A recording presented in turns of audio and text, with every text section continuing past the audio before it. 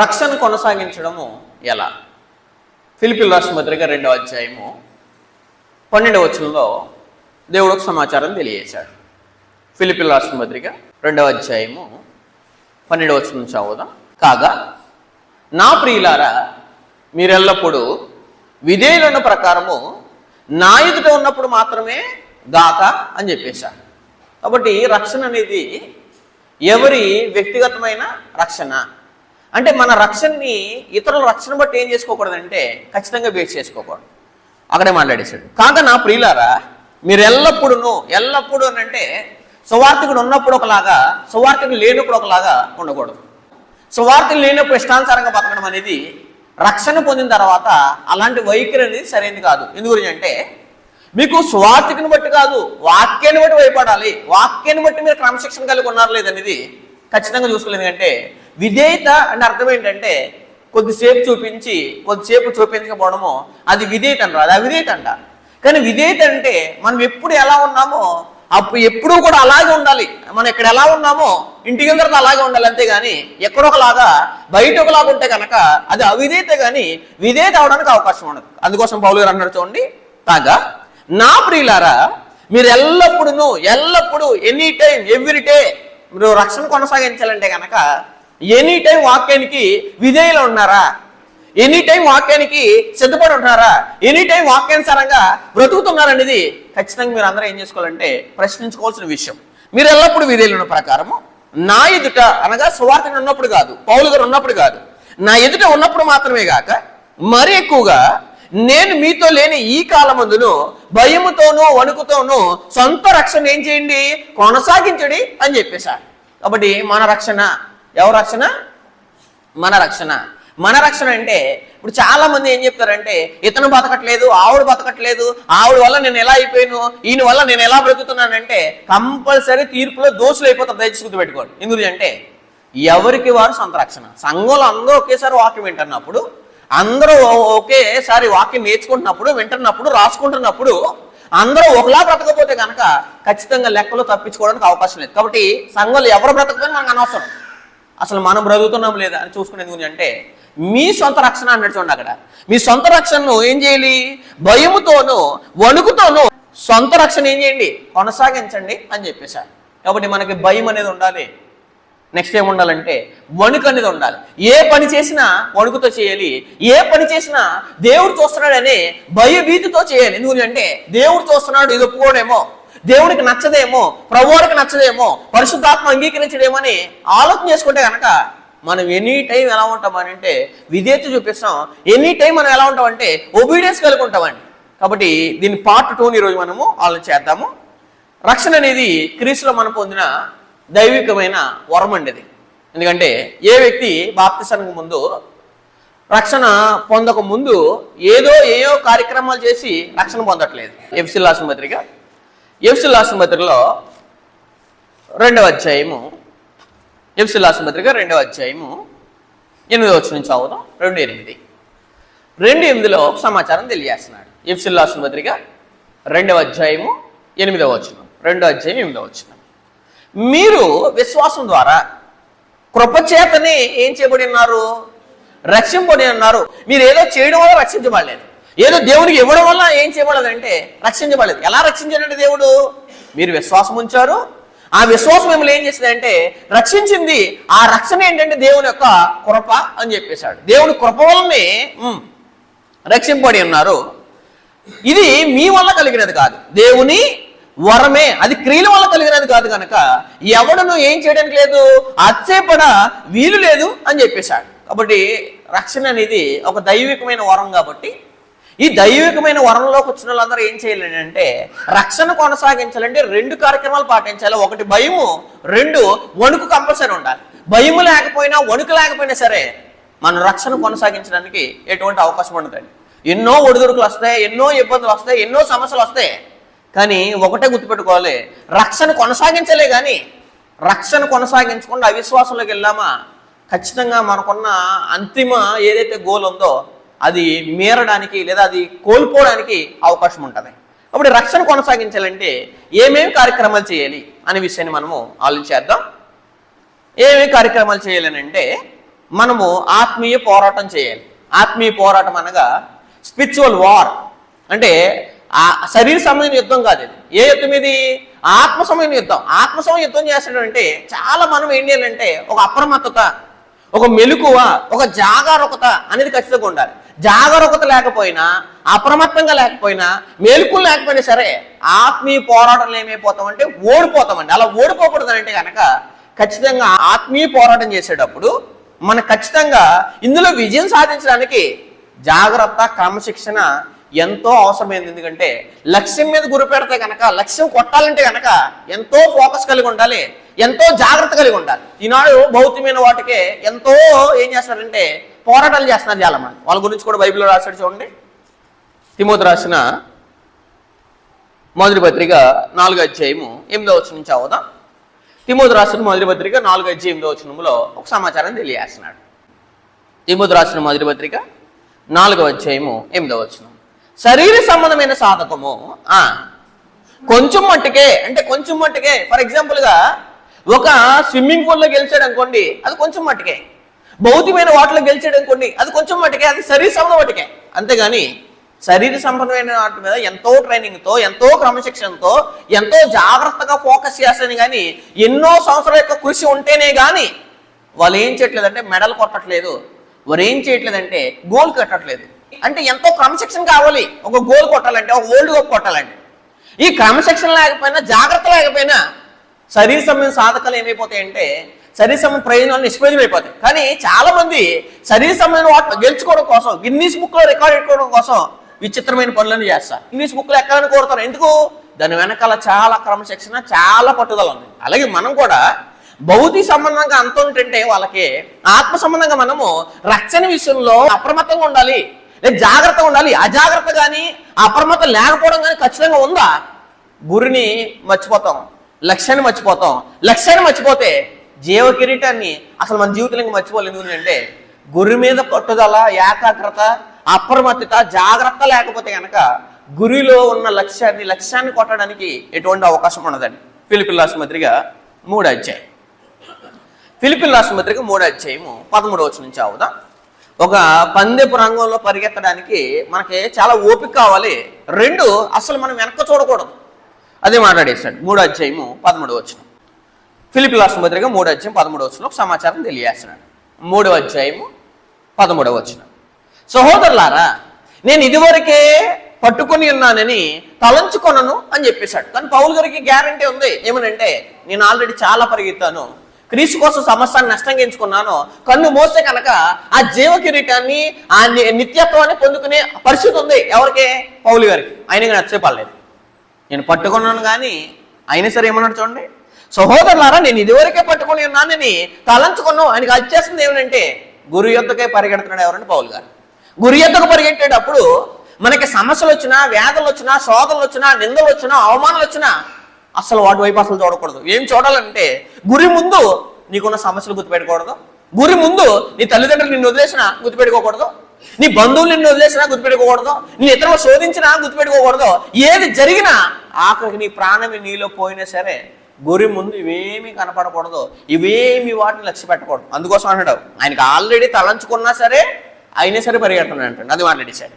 సహోదరులారా, నేను ఇదివరకే పట్టుకొని ఉన్నాను, తలంచుకున్నాను. అయితే ఒకటి చేయుచున్నాను, వెనుకున్నవు మర్చి ముందున్న వాటి కొరకే వేగిరి పడుచు అని చెప్పేశాడు. వెనుకున్నవి ఏం చేయాలంటే మరిచేయాలి. ఎన్నో వస్తాయి వెనకాల, ఆపుదామని, నిన్ను పరుగులు ఆపేద్దామని ఎన్నో రావచ్చు. నువ్వేం చేస్తావు అంటే ఇవన్నీ నన్ను ఆపడానికి వస్తున్నాయి, ఇవి ఆపడానికి వస్తున్నాయి కాబట్టి వీటిని ఫోకస్ చేయకూడదు, వీటిని లక్ష్య పెట్టకూడదు, అసలు వీటి వైపు నేను చూడకూడదు అనే ఏకాగ్రత నీకుంటే, అప్రమత్తత నీకుంటే, మేలు కూడా నీకుంటే కనుక ఖచ్చితంగా అసలు వెనుకున్న వాటిని, సమస్యలు చూడవు, శోధనలు చూడవు, ఇబ్బందులు చూడవు, వేదనలు చూడవు, కన్నీరు చూడవు, దుఃఖం చూడవు. ఏది నీ జీవితంలో గురిని ఆపేలాగా ఏదైతే నేను ప్రయత్నిస్తుందో, ఏదైతే నేను ఎక్కువ ఫోకస్ చేస్తుందో, నీ బలహీనతలైనా, నీ సమస్యలైనా ఏదైనా సరే గురికి వెళ్లకుండా, లక్ష్యాన్ని ఛేదించకుండా అవి చేస్తుంటే వాటి మీద ఫోకస్ పెట్టేస్తాను. పౌలు గారు ఏమన్నారంటే గురి కొట్టాలంటే కనుక, పరుగు పందెములో ఓపికతో మీరు పరిగెత్తాలంటే, చివరి వరకు వెళ్ళాలంటే కనుక కంపల్సరీ వెనుకున్నావు మర్చిపోండి. వెనుకున్న బ్యాక్ స్టెప్ ఎన్నేం చేస్తారు, నేను సువార్త చేస్తున్నప్పుడు నాకు అందరూ ప్రోత్సాహం అనుకున్నారా? కాదు. ఎన్నో బుడుదురుకులు వస్తాయి, ఎన్నో ఇబ్బందులు వస్తాయి, ఎన్నో సమస్యలు వస్తాయి. అవన్నీ చూసాను కూడా సేవ చేయలేను. ఒకటి సేవ చేయాలని అంటే అవన్నిటిని బ్యాక్ ఎన్నైతే గోతులు తీసే వాళ్ళందరిని వదిలేసి, సమస్యలన్నీ వదిలేసి, ఇబ్బందులన్నీ వదిలేసి దేవుని కోసమే వచ్చామనే ఉద్దేశంతో పరిగెడితే అవేమి మనకు కనపడవు. కానీ మనకి ఇవి ఎక్కువ కనపడిపోతున్నాయి. లక్ష్యం కనపడతలేదు. లక్ష్యం కనపడతలేదంటే లక్ష్యం కనపడకుండా అపవాది నిన్ను ఏం చేస్తానంటే గురిని తప్పించే మార్గం చేసినప్పుడు అపవాది గురిలో పడిపోకుండా మీరు జాగ్రత్తగా ఉండండి. గురించి అంటే వెనుకున్నవో మరిచి, అనగా ఫుట్ నోట్లో మూల భాషలో వెనుకున్నవి అంటే ఏంటి? వెనుక ఎన్నో వచ్చినా వాటిని ఫోకస్ చేయకూడదు. జీవ కిరీటం, నిత్యత్వం రావాలని అంటే నిత్యత్వం ముందు సమస్య ఎంత, నిత్యత్వం ముందు వేదన ఎంత, నిత్యత్వం ముందు కన్నీరు ఎంత, జీవ కిరీటం ముందు ఈ భౌతికమైన సమస్య ఎంత అని అనుకుంటే మన ఫోకస్ ఎప్పుడు కూడా తగ్గదు. మనం రక్షణని కొనసాగించడానికి అదే నిదర్శనం అండి. కానీ మనం అవి చూసి ఆగిపోతున్నామంటే కనుక అసలు మనకే రక్షణ కొనసాగించే జ్ఞానం లేదని అర్థం. ఆ వాక్యం తెలియదని అర్థం. వాక్యం తెలిసినా సరే లక్ష్యాన్ని సరిగా చూడట్లేదని అర్థం. అందుకోసం మాట్లాడేశాడు. వెనుకున్నవి మరిచి ముందున్న వాటి కొరకే వేగిరి పడుచు. ముందు ఒకటి ఉంది, ముందు పొందబోయే దాని ముందు ఇవన్నీ శూన్యం, ఇవన్నీ జీరో, ఇవన్నీ ఏంటంటే నన్ను ఆపడానికి, గురి దగ్గరికి వెళ్లకుండా చేసే ప్రయత్నాలు ఇవన్నీ. ఈ ప్రయత్నాలు ఎన్ని చేసినా సరే నేను మటుకు ఏం చేస్తానంటే గోల్ కొట్టే వరకు దేని లక్ష్య పెట్టినా ఒకటే నా గురి ఏంటిది? ఆ గోల్ కొట్టడమే నా లక్ష్యమైనప్పుడు దాని ముందు ఎన్ని లక్ష్యాలు నా కళ్ళ ముందుకు వచ్చినా వాటిని ఖచ్చితంగా మనం ఏం చేయకూడదు? చూడకూడదు. ఎన్నో వస్తాయి, శరీరాశలు వస్తాయి, నేత్రాశలు వస్తాయి, డబ్బు రావచ్చు. మోసగారి కదా వచ్చింది, కాళ్ళ దగ్గర డబ్బు వచ్చింది, కాళ్ళ దగ్గర రాజ్య అధికారము, రాజ్య పరిపాలన ఎక్కువ ఉపయోగించుకోవడానికి అంత గొప్ప భాగ్యం వచ్చినా సరే క్రీస్తు కోసము ఇవన్నీ నాకు వద్దన్నాడు. ఎందుకంటే వీటిని లక్ష్య పెట్టాడా దాన్ని కోల్పోతాడు, వీటిని లక్ష్య పెట్టకుండా ఉన్నాడా దాన్ని పొందుకుంటాడు. హెబ్రీ పత్రిక 11వ అధ్యాయం, హెబ్రీ పత్రిక 11వ అధ్యాయంలో ఒక సమాచారం తెలియజేస్తున్నాడు. హెబ్రీ పత్రిక 11వ అధ్యాయంలో దేవుడు ఒక సమాచారం తెలియజేస్తున్నాడు. 11వ అధ్యాయం 27వ వచనం, 24 నుంచి అవుదాం. హెబ్రీ పత్రిక 11వ అధ్యాయం 24 నుంచి ఒక సమాచారం తెలియజేశాడు. మోషే పెద్దవాడైనప్పుడు, అంటే ఆయనకు వయసు వచ్చేసింది, చిన్నప్పుడు సుందరగా ఉన్నాడు, వయసు వచ్చింది, ఎదిగాడు. ఎదిగినప్పుడు వెంటనే ఎదిగినప్పుడు చాలామంది అంటారు ఏమనంటే అవకాశాల్లో అప్పుడప్పుడు వస్తాయండి. కరెక్ట్. అలాంటి అవకాశం వచ్చింది ఎవరికంటే మోషే గారు. ఇలాంటి అవకాశం సరైన టైంలో వచ్చిన అవకాశం వచ్చినప్పుడు కూడా ఏం చేయలేదు? ప్రభు కోసము, ప్రభు నిందల కంటే ఇవేమి నాకేమి వద్దనుకున్నాడు. అదే అన్నట్టు చూడండి అక్కడ. మోషే పెద్దవాడైనప్పుడు విశ్వాసం బట్టి ఐగుప్తుతనం కంటే క్రీస్తు విషయమైన నింద గొప్ప భాగ్యమని ఎంచుకొని అల్పకాలము పాపభోగం అనిపించట కంటే ఒకవేళ ఐగుప్తు ధనాన్ని నాశించాడా? ఆ ధనం ఏం చేద్దే? ధనం ఉంటే అత్యాశ తీర్చుకోవాలని, దురాశ తీర్చుకోవాలని, కాముకత్వం తీర్చుకోవాలని, లక్ష తీర్చుకోవాలని, ఇష్టానుసారంగా శరీరాన్ని పాడు చేసుకునే కార్యక్రమాలన్నీ ధనంతో చేయొచ్చు. ఎక్కువ ధనవంతులందరూ చేసే పనులు అవి. డబ్బు ఉందని వాళ్ళు ఏం చేస్తారు? ఇష్టానుసారంగా కార్యక్రమాలు చేస్తారు. ఇలాంటి పరిస్థితి ఆయనకి జరగకూడదని అంటే వీటిని లక్ష్య పెట్టక క్రీస్తుని లక్ష్య పెడితే ఆయన గురిని చేరుకుంటాడు. గురిని చేరుకోముందు అతని జీవితంలో వచ్చిన దాన్ని ఆయన ఏం చేయలేదు? లక్ష్య పెట్టలేదు. అదే అన్నాడు చూడండి అక్కడ. ఐగుప్తు ధనం కంటే క్రీస్తు విషయమైన నింద గొప్ప భాగ్యం ఎంచుకొని అల్పకాలము పాప భోగం అనిపించటం అంటే దేవుని ప్రజలతో ఏం కావాలి? శ్రమ కావాలి నాకు. ఆ శ్రమలే నన్ను ఏం చేస్తే మెట్లు కింద వేసి గురికి తీసుకెళ్తే మనకు నిందలు అవమానాలు అన్నీ ఏంటి అనుకున్నారో ఒక స్టెప్స్ ఈ స్టెప్స్ ఉన్నాయనుకోండి ఖచ్చితంగా మనం ఏం చేస్తామంటే సక్సెస్కి వెళ్ళిపోతాం. సక్సెస్ రావాలంటే దానికి కారణం ముందు ఏం జరగాలనుకున్నారు? ఫెయిల్యూర్స్ ఎక్కువ జరగాలి. ఫెయిల్యూర్స్ జరిగితేనే కానీ మన సక్సెస్ రాదు. అలాగే మన జీవితంలో కూడా ఎన్నో సమస్యలు నిందలు వస్తేనే కానీ మనలో ఒక సువర్ణం రావడానికి, అగ్ని పరీక్షల చేత సువర్ణం ఎలా అయితే వస్తుందో అలా రావాలంటే కనుక ఖచ్చితంగా నీ జీవితంలో సమస్యల్ని, ఒడిదుడుకుల్ని, ఇబ్బందుల్ని, కన్నీరుని, వేదనని వాటిని లక్ష్య పెట్టకుండా వాటి స్టెప్స్గా వేసుకుని గురిని చూసావా ఇవేమీ కనపడవు. అల్పకాలము పాపభావం అనిపించడం కంటే దేవుడు ప్రజలతో సంబంధించడం మేలని ఫరో కుమార్తె యొక్క కుమారుడిని అనిపించుకున్నటకు ఒప్పుకొనలేదు. ఒప్పుకొనలేదు కాబట్టి, లక్ష్య పెట్టలేదు కాబట్టి ఇయాలి అనగా అతడు ఏమేయడంట? అతడు ప్రతిఫలముగా కలగబో బహుమానం ముందు ఏం చేశాడు? అసలు భవిష్యత్తులో వచ్చే ప్రతిఫలం ఎంత, భవిష్యత్తులో వచ్చే బహుమానం ఎంత? ఆ బహుమానం ముందు ఈ బహుమానంలో పెద్ద ఏమైనా విచిత్రమా? అసలు ఇవి లక్ష్య పెట్టేవా? సమస్యలు కానీ ఇబ్బందులు కానీ ఏదైనా సరే దయచేసి గురిని ఆపడానికి, నిన్ను ఆపడానికే వస్తున్నాయి. నువ్వు ఎక్కడ ఆగిపోతావా, ఎక్కడ భయపడి పారిపోతావా, నువ్వు పిరికివాడు, చేతకానివాడు అని చెప్పేవి అవి. అప్పుడు ఏం చేయాలంటే వాటిని లక్ష్య పెట్టకుండా గురిని చూసే మనం ఇవన్నిటిని లక్ష్య పెట్టకుండా ఉన్నాం అనుకోండి, ఖచ్చితంగా గురి కంపల్సరీ కూడా వేస్తాం. అందుకోసం నేను ఆల్రెడీ తలంచుకున్నాను, నేను ఒకటి చేస్తాను. ఏంటిది? వెనుకున్నవు మరిచి ముందున్న దానికోసం వెనకాల ఎన్ని వచ్చినా లక్ష్య పెట్టను. ఎన్న రాజభోగాలు వచ్చినా, సమస్యలు వచ్చినా, ఇబ్బందులు వచ్చినా, ఏది వచ్చినా నేను ఏం చేయను, లక్ష్య పెట్టిన ఏకాగ్రత ఫోకస్ మీకు ఉన్నప్పుడు మాత్రమే మీరు ఏం చేయగలంటే రక్షణ కొనసాగించగలరు. లేకపోతే రక్షణ విషయంలో ఇప్పుడున్న మీరు కొన్ని సంవత్సరాల తర్వాత కనపడరు. ఎందు గురించి అంటే మీకు గురి మీద ఏకాగ్రత లేదు, గురి మీద పట్టు లేదు, లక్ష్యం మీద లక్ష్యం సాధించాలని ఒక ఉద్దేశం, ఒక తపన లేదు మీకు. తపన ఉన్నవాడికే బహుమానం. ఫిలిప్పీయుల రాసిన పత్రిక 3:13-14. ఫిలిప్పీయుల రాసిన పత్రిక 3:13-14 వచనాలు చదువుతాం. ఫిలిప్పీయుల రాసిన పత్రిక 3:13-14 వచనాల్లో దేవుడు ఒక సమాచారం తెలియజేస్తున్నాడు. క్రీస్తు యేసునందు 13 చదివేశాం కదా మనం. క్రీస్తు యేసునందు దేవుని ఉన్నతమైన పిలుపునకు దేవుడు ఏం చేశాడు? పిలిచాడు. దేని ద్వారా పిలిచాడు? సువార్త ద్వారా పిలిచాడు. యావత్ మానవుల్ని, పాపంలో ఉన్న చీకటి సామ్రాజ్యాన్ని, పాపం లోకంలో బ్రతుకుతున్న చీకటి బ్రతుకుల్ని వెలిగించడానికి దేవుడు సువార్త ద్వారా పిలిచింటే, ఆ సువార్త ద్వారా పిలిచింది దేని గురించి తెలుసారా? బాప్తిసం పొందిన ప్రతి వ్యక్తి ఎక్కడికి వెళ్ళాలి? బహుమానం పొందుకోవడానికి వెళ్ళాలి. బహుమానం పొందుకోవాలంటే పిలిచిన పిలుపును గుర్తు చేసుకోండి. ఎక్కడున్నా నన్ను ఎక్కడికి పిలిచాడు దేవుడు? ఏ పరిస్థితిలో ఉన్న నన్ను, సమాజంలో నీచంగా చూస్తున్న మనల్ని, తృణీకరించి చూస్తున్న మనల్ని, సమాజంలో గొప్ప లేకుండా, సమాజంలో ఘనత లేకుండా చూస్తున్న ప్రజల్ని, మనల్ని ఎన్నుకుని దేవుడు ఏం చేశాడు? సువార్త ద్వారా పిలిచాడు.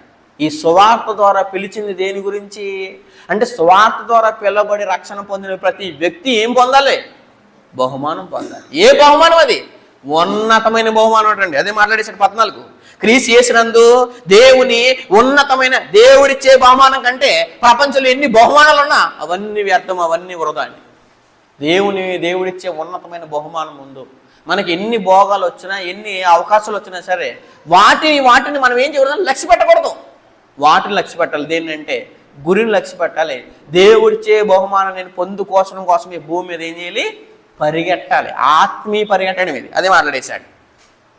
క్రీస్తు యేసునందు దేవుని ఉన్నతమైన పిలుపునకు కలుగు బహుమానం పొందవాలని గురి యొద్దకే. మరి దీని మీద దేనికోసం పరిగెడుతున్నారు? దేవుని దగ్గరికి ఎందుకు వచ్చారు? ఒకసారి ప్రశ్నించుకోండి. ఈ ప్రయాస దేవుణ్ణి నువ్వు దేనికోసం నమ్ముకుంటున్నావు, దేవుని దేనికోసం వాడుకుంటున్నావు అని అంటే, మీరు దేనికోసం చాలా మంది అలా పరిగెట్టి దేవుణ్ణి దేనికోసమో వాడుకుందామని పరిగెట్టి ఆగిపోయిన చరిత్ర ఎంత ఉంది బైబిల్లో. కాబట్టి అలాగే గురి యొద్దకు పరిగెట్టామనుకోండి, ఎన్ని వచ్చినా మనం ఆశించమో, ఎన్ని వచ్చినా లక్ష్య పెట్టమో, గురే టార్గెట్, లక్ష్యమే టార్గెట్. కాబట్టి లక్ష్యం ముందు మనకి ఏం చేయకూడదంటే ఏది కనపడకూడదండి. కొరింథీయుల రాసిన మొదటి పత్రిక 9:24 నుంచి చదువుదాం. కొరింథీయుల రాసిన మొదటి పత్రిక 9:24 ఒక సమాచారం తెలియజేశారు. కొరింథీయుల రాసిన మొదటి పత్రిక 9:24 నుంచి 27 వచనాలు. 9:24-27 చదువుకున్నాం. పందెపు రంగమందు పరిగెత్తు వారందరూ పరిగెత్తుదురు కానీ అని చెప్పేశాడు. పరిగెత్తుదురు కానీ అన్నారు చూసారా? ఆ లిస్టులో నుంచి ఎంతమంది ఉన్నారు? కానీ పరిగెత్తేవాడు అన్నారు చూసారా? ఆ లిస్టులో ఎంతమంది ఉన్నారు? అదే మాట్లాడేశారు. పందెపు రంగమందు పరిగెత్తు వారందరూ పరిగెత్తుదురు కానీ అంటే పరిగెత్తేది అందరూ దేని గురించి? బహుమానం గురించి. నిజంగా బహుమానం అంటే మరి ఒక్కడెందుకు కొడుతున్నాడు? ఇప్పుడు ఆలోచించారా? 10 మందిని రన్నింగ్ రేసులు నిలబెట్టారు. 10 మంది పరిగెడుతున్నారు, చాలా కృషిగా పరిగెడుతున్నారు, చాలా ఫోకస్గా పరిగెడుతున్నారు. కానీ ఎంతో మంది ఇదిగో ఫస్ట్ కొట్టుడు చూసారా, గోల్ కొట్టుడు చూసారా, అంత ఏకాగ్రత లేదు వీళ్ళకి. ఇదిగో గురి దగ్గరికి వెళ్ళాడు చూసారా, గిఫ్ట్ పొందడు చూసారా, ఫస్ట్ వచ్చాడు చూసారా, అంత ఏకాగ్రత, అంత పట్టుదల, అసలు గురి కొట్టాలని నిమగ్నత, ట్రైనింగ్, క్రమశిక్షణ లేదు. కాబట్టి మిగిలిన వాళ్ళు ఓడిపోయారు. మిగిలిన గెలకపోవడానికి, ఇతడే గెలవడానికి గల కారణం దాని వెనకాల ఎంతో కృషి, ఎంతో పట్టుదల. అలాగే మనం కూడా బేస్మెంట్ సరిగా లేకపోతే బిల్డింగ్ నిలబడదు. అలాగే మనం కూడా విశ్వాస విషయంలో సరిగా లేకపోయామనుకోండి, కంపల్సరీ మనం నిలబడడానికి అవకాశం ఉంది. అందుకోసమే ఎంతో మంది పరిగెడుతున్నారంట. మధ్యలో ఆగిపోయేవారు, నిలకలేనివారు, తప్పిపోయేవారు, కుక్కలాగా తన వాంతికి తిరిగి కడబడి బురదలో దొరకడానికి సంభవించి లోకంలో కలిసిపోయి చాలా మంది దుర్మార్గులు ఉన్నారు. వాళ్ళకి కాదు బహుమానం. ఎవరికేనంటే పరుగు స్టార్ట్ చేసి కడ వరకు వెళ్ళే వరకు ప్రాణం పోయినా అది పరుగుని ముగించాలి అన్నవాడికే గురి. దానికి ఏంటంటే లక్ష్యము. ఆ లక్ష్యానికి కలిగేది ఏంటంటే బహుమానం. అందుకోసమే మనం పౌలు గారు కూడా చచ్చిపోయేటప్పుడు ఏమంటారు, నా పరుగుని ఏం చేశాను అంటే స్టార్ట్ చేశాడని తెలుసా? తెలుసు. మరి మనలో ఎంతమందికి తెలుసు? బాప్తిసం పొందామంటేనే పరుగు స్టార్ట్ అయిపోయిందని అర్థం. పరుగు స్టార్ట్ అయిపోయిన తర్వాత ఇంక ఎన్ని వచ్చినా నేను పరుగుని ఏం చేయాలి? ఎన్ని వచ్చినా పరుగును ముగించాలి తప్పించి పరుగులోంచి బయటికి వెళ్ళారా మీరు ఓడిపోయినట్టు. ఓడిపోతే నీకేం కలగదంటే బహుమానం కలగదు. అందుకోసం ఎంతో మంది పరిగెడుతున్నారంటే అదే మాట్లాడేశాం. పందెపు రంగమందు పరిగెత్తు వారందరూ పరిగెత్తుదురు కానీ ఒకడే పొందుతున్నాడు బహుమానం. మరి ఒక్కడే మీలో ఉన్నారా? ఇప్పుడు సంఘంలో ఎంతమంది ఉన్నారో అంతమంది పరిగెడుతున్నారు బాప్తిసం పొందిన తర్వాత. ఈ పరిగెట్టింది మీలో ఎంతమంది పరలోకం వెళ్తారంటే మీకే డౌట్. ఒకసారి మా మనసాక్షి మీద గుండెల మీద చేసి చెప్పండి నేను వెళ్తాను అని చెప్పలేకపోతున్నారంటే మీరు జస్ట్ పరిగెడుతున్నారంతే, అంతగా నామకార్థంగా పరిగెడుతున్నారంతే. కానీ పరిగెట్టే వాళ్ళగా ప్రభువైన యేసుక్రీస్తు వారు గురి యొద్దకే పరిగెట్టాడు. పౌలు గారు గురి యొద్దకే పరిగెట్టాడు. కాబట్టి ఆ ఒక్కడే నేను అవ్వాలి, ఆ ఒక్కడిలో నేను ఉండాలి, ఆ ఒక్కడిగా ఏకాగ్రత ఉండాలి. ఎవరు ఎలా బ్రతకపోయినా నాకు అనవసరం. కానీ నా రక్షణ విషయంలో ఎంత నేను భయం వహిస్తున్నానో, ఎంత వణుకు వహిస్తున్నాను సంగతి మీకు ఖచ్చితంగా అడగాలి. ఒకడే బహుమానం పొందడం మీకు తెలీదా? అటువలే మీరు బహుమానం పొందినట్లుగా పరిగెత్తుడి అనలు చేసుకోండి. బహుమానం పొందినట్టుగా పరిగెట్టండి. అందరూ పరిగెడుతున్నారు కానీ పరిగెట్టకండి. అందరూ బాప్తిజం పొందినారు కానీ పొందకండి. బాప్తిజం పొందితే కన్ను మూసిన తర్వాత పరలోకం వెళ్ళాలని అంటే పరుగు స్టార్ట్ చేసి నేను కడ వరకు ముగించాలి. కానీ పరుగులోంచి వైదొలగడం, పరుగులోంచి పారిపోవడం, పరుగులోంచి చేతకాక వెళ్ళిపోవడం అనేది అసలు పరుగులోకి రాకపోవడమే బెటర్. పరుగులోకి వచ్చిన తర్వాత ఇంకా నీకు ప్రాణమైన ఏది జరిగినా ఇంకన్నిటిని ఏం చేసేయాలంటే త్యాగం చేసే. మనము గురి ఎత్తుకు పరిగెడుతున్నాం, నిత్యత్వాన్ని పొందుకుంటున్నాం. ప్రపంచంలో ఉన్నతమైన బహుమానం పొందే ముందు ఎంత ఫోకస్ ఉండాలి? అదే అన్నాడు, బహుమానం పొందినట్లు మీరు బహుమానం పొందినట్లుగా పరిగెత్తండి. నామకార్థంగా పరిగెత్తకండి, నామకార్థంగా రాకండి, నామకార్థంగా దేవుని తెలుసుకోకండి, నామకార్థంగా వాక్యం వినకండి. వాక్యం విన్నది యాక్చువల్లీ ఎంత పాటిస్తున్నానో, ఎంతవరకు జీవిస్తున్నానో, ఎంతవరకు దాన్ని అనువర్తనం చేసుకుని నా జీవితంలో చూపిస్తున్నానో, గురికి వెళ్ళేవాడు నేనే అని సమాజానికి ఎంతమందికి కనపరిచేలా బ్రతుకుతున్నాను అన్నవాడు మాత్రం రక్షణ కొనసాగించగలడు. ఇలా మిగతా వాళ్ళందరూ ఏం చేస్తారు? అందరూ పరిగెడతారు. ఒక ఇద్దరు వెళ్ళారు అనుకోండి, మిగులు 6 లక్షల కాల్బలం పరిగెత్తింది. కనాని అంటే ఐగుప్తు దేశం నుంచి బయటకు వచ్చి పరుగు స్టార్ట్ చేసింది. టార్గెట్ ఏంటి? కనాను దేశం వెళ్ళాలని అంటే ఈ 6 లక్షల కాలుబలం, ఇంకా చాలా మంది ఉన్నారు దాంట్లో. ఈ 6 లక్షల కాలుబలంలో ఎంతమంది లేరు? కాలేబు, ఎవరు? యెహోషువ కాలేబు ఇద్దరే వెళ్ళారంటే 6 లక్షల్లో ఎంతమంది పరిగెత్తారు? అంతమంది పరిగెత్తారు కానీ ఇద్దరే బహుమానం పొందారు. కారణం నిమగ్నత, క్రమశిక్షణ, పట్టుదల, ఏకాగ్రత, కృషి.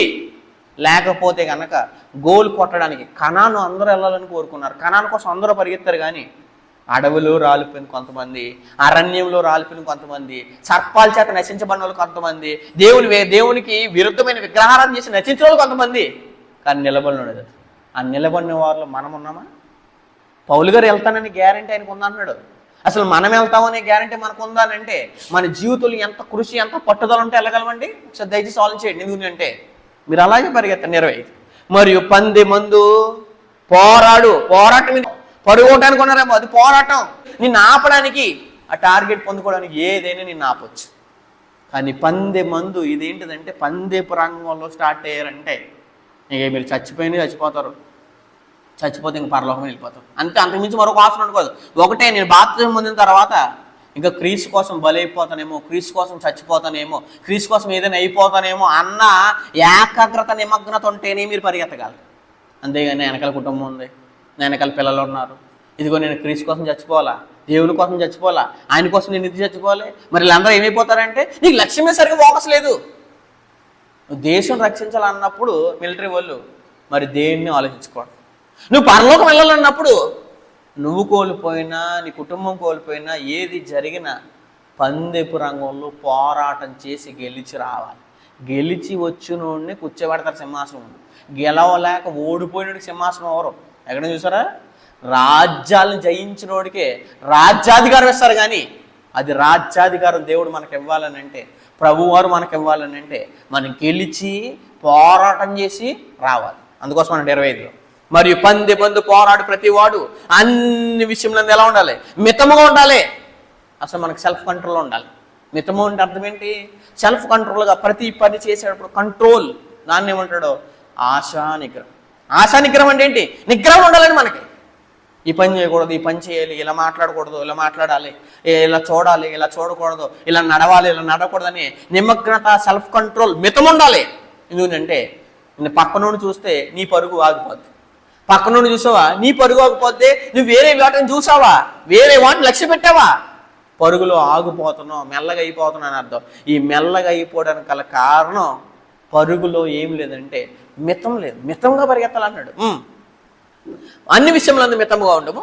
వారు క్షయమైన కిరీటం పొందుటకు, భౌతికమైన కిరీటం పొందడానికి అంత సాధన చేస్తంటే క్షయమైన కిరీటాల కొరకు. మరి ఆత్మసమైన కిరీటం కోసం ఎంత ఫోకస్ ఉండాలి? వాళ్ళకంటే ఎక్కువ ఉండాలి మనకి. నరనరాల్లో కృషి కనపడాలి. అంత కృషి లేకపోతే ఎలా పొందుకుంటామండి? కృషి లేని వాడికి అసలు ఎందుకు ఇస్తాడు దేవుడు? ఏకాగ్రత లేని వాడికి, పట్టుదల లేకపోవడానికి, సాధించాలని అసలు ఉద్దేశం లేనివాడికి దేవుడు బహుమానం ఎందుకు ఇస్తాడు? అందుకోసం అన్నాడు చూడండి అక్కడ, వారు క్షయమైన కిరీటం పొందుటకును. మనమైతే ఏ కిరీటము? అక్షయమైన కిరీటం. ఇది వాడబారంది, నిత్యము ఉంటుంది, నిరంతరం ఉంటుంది. ఆ నిరంతరం ఉన్న కిరీటం పెట్టుకోవాలంటే, ఆ కిరీటాన్ని పొందుకోవాలంటే కనుక కంపల్సరీ పందెపు రంగంలో మితంగా పరిగెత్తాలి, బహుమానం పొందే అంతగా పరిగెత్తాలి, గురి అంతగా పరిగెత్తాలి. కానీ మరి దేన్ని నువ్వేం చేయకూడదంటే ఖచ్చితంగా లక్ష్య పెట్టకూడదు. అందుకోసం అన్నాడు చూడండి 26లో ఏమని, కాబట్టి నేను గురి చూడని వాని వలె పరిగెత్తువాడును. గురి చూడని వాళ్ళే, గురి చూడకుండా పరిగెడుతున్నారు చాలా మంది. పరలోకం కోసం ఏం చేయలేనా? ప్రభు కోసం ఏం చేయలేనా? దేవుని కోసం ఏం దేవుడేమో ప్రభు అయిన దేవుడేమో, ప్రభుని యేసుక్రీస్తువారేమో నా కోసం ప్రాణం పెడితే ఆయన కోసం నేను ప్రాణం పెట్టలేనా? గురు కనపడుతుందా? గురు కనపడుతున్నప్పుడు నాకు అనారోగ్యం ఉందండి, నాకు ఇబ్బంది ఉందండి, అందుకు రావట్లేదండి, ఎందుకు రావట్లేదండి, ఇలాగ అయిపోతుందండి, అలా సమస్యలు వస్తున్నాయి, ఇలా చెప్తారండి. మీకు అసలు గురి మీద ఫోకస్ లేదా? నేనైతే గురి చూడని వాని వలె పరిగెత్తు వాడను కాదు. గురి కోసం ఏదైనా వదిలేస్తాను, గురి కోసం దేన్నైనా లక్ష్య పెట్టుకుని ఉంటాను. కానీ గురిని లక్ష్య పెడతాను. గురిని లక్ష్య పెట్టేవాడు కారణాలు చెప్పడు. మీరు ఎన్నో ఆరాధనలకు మానేశారంటే కారణాలు, లేదా భక్తిగా బతకట్లేదంటే కారణాలు, దేవుల్లో భక్తిగా క్రమశిక్షణ లేకపోతే కారణాలు చెప్పేవాడు గురిని ఎలా పొందుకుంటాడండి? ఎన్ని కారణాలున్నా దేవుని కోసం అన్నిటినీ మానుకుని వచ్చినోడు గురిని పరిగెత్తేవాడు. అందుకోసమే నేను గురిని చూడని వాళ్ళే. గురి ముందు ఇవన్నీ కారణాలు ఏంటండి? రొంపట్టిందని రాను, జ్వరం పట్టిందని రాము, అలాగంటే రాము, ఇలాగంటే రాము, ఆల బతకపోతే మేం బతకపోతే ఆల బతకం. ఏంటిది ఇది? అసలు నీకంటూ గోల్ ఉందా? నేను గురి చూడని వాని వలె పరిగెట్టి వాడను కాను. అదే అన్నాడు. గాలిని కొట్టినట్లు నేను పోట్లాడలేదు. కానీ ఒకవేళ ఇతరులకు ప్రకటించిన తర్వాత నేనే ప్రశ్న అయిపోతున్నామని నా శరీరం నలగొట్టి దాన్ని ఏం చేసుకున్నాను? లోపరుచుకున్నాను. ఎంతో మందికి మనం ప్రకటిస్తున్నాం. ఎంతో మందికి బాప్తిజం పొందామని తెలుసా? మన గురించి తెలుసు. అంటే బాప్తిజం పొందామని తెలుసామంటే అర్థం ఏంటి? ఎంతో మందికి నేను మారాను అని చెప్తున్నాం. ఎప్పుడు? బహిరంగంగా చెప్తున్నాం. బాప్తిజం పొందామంటే అర్థం ఏంటనుకున్నారు?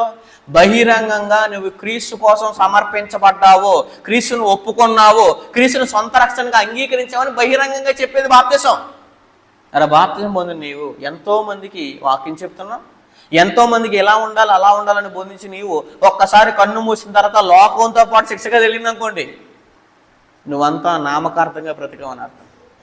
కానీ ఎప్పుడైనా సరే వాక్యం వింటున్న మనం, వాక్యం చెప్తున్న మనం, ఇతరులకు బోధిస్తున్న మనం, ఎలా ఉండాలి అలా ఉండాలి మన కుటుంబీకులకి, మన బంధువులకి, మన పిల్లలకి, మన భార్యకి, భర్తకి, వీళ్ళందరికీ చెప్పే మనము అసలు మనం చెప్తున్న మనము మనల్ని మనం లోపరుచుకుంటున్నామా? మనం సెల్ఫ్ కంట్రోల్ కలిగి ఉన్నామా? మన ఆశా నిగ్రహం కలిగి ఉన్నామా? దాన్ని మనం కంట్రోల్ చేసుకుని, దాన్ని మనం లోపరుచుకుని, దాన్ని మనం నలగొడేమనుకోండి, నలగొడతాం మన మాట ఏంటంటే కొడతాం. ఎందుకు నలగొడతానే కానీ సారం రాదు దాంట్లో. అలాగే మన శరీరాన్ని కూడా మనం ఎక్కువసార్లు నలిపేస్తేనే కానీ నిద్ర వస్తున్నాం. కొన్ని కళ్ళుకి నలిపేయండి, మీ నలిపేయండి అంటే ఎలా నలపడం కాదు, కళ్ళుని మీరు కంట్రోల్ చేసేయండి. ఎందుకు నిలబడతలేదని ఫోకస్ ఇదని చెప్పండి, అభ్యాసం చేయండి, సాధకం చేయండి. ఎన్నో నిద్ర లేని రాత్రులు అనుభవించండి, అప్పుడు నిలబడిపోతాను. ఎందుకంటే మనం ఒకే పనిని ఎప్పుడైతే అలవాటుగా చేసామో మన బాడీ దానికి అలవాటు అయిపోతుంది, మన బ్రెయిన్ దానికి ప్రోగ్రామ్ ఇస్తుంది. అలాగే మనం ఎక్కువ ప్రకటిస్తున్నాం కాబట్టి ఇతరులకి ఎక్కువ బోధిస్తున్నాం కాబట్టి ముందు మనం లోపలి చేసుకుందాం. ఇది నా మాట ఏంట్లేదంటే చెయ్యి నలగొడతాం, కాలు నా వాడినట్లేదని కాలు నలగొడతాం, మొత్తం శరీరం టోటల్ శరీరాన్ని నలగొట్టామా మన కంట్రోల్లోకి వచ్చారు. పౌలు గారి శరీరము లోకానుసారంగా బతకకుండా ఏం చేయదు, లోకానుసారంగా బతకకుండా ఉంది అని అంటే మరి మన శరీరం ఉండట్లేదంటే మనం నలపట్లేదు. సుఖంగా ఏం మేపేతలు ఉంది ఈ శరీరాన్ని. ఎంత మేపేసిన గోతులోకి వెళ్ళి పొద్దు పెట్టుకోండి. దీన్ని మేపడం వల్ల మనకు ఉపయోగం ఉండదు. దీన్ని ఎంత నలగొట్టేస్తే దీంట్లో ప్యూరిటీ అంత బయటకు వస్తుంది. ప్యూరిటీ రావాలని అంటే ఇంప్యూరిటీస్ అన్నీ నలగొడేది. కాబట్టి నేను గాలిని కొట్టినట్టు పోట్ల గాల్లో యుద్ధం చేయకుండా దయచేసి గురి దగ్గర యుద్ధం చేస్తే, గురి దగ్గరికి వెళ్ళాలంటే నీకు ఉన్న సమస్యలు కానీ బలహీనతలు కానీ పదే పదంలో పాపంలో పడుతున్నా, రహస్యంగా పాపం చేస్తున్నాను, ఎందుకు ఈ విషయంలో నేను పడిపోతున్నాను, ఎందుకు ఈ విషయంలో బలహీనతగా ఉన్నాను, నీకు నువ్వు గురి చేసి దాని మీద ఎక్కువ ఫోకస్ పెట్టి మానవ గురి యుద్ధకి వెళ్తున్నాడు.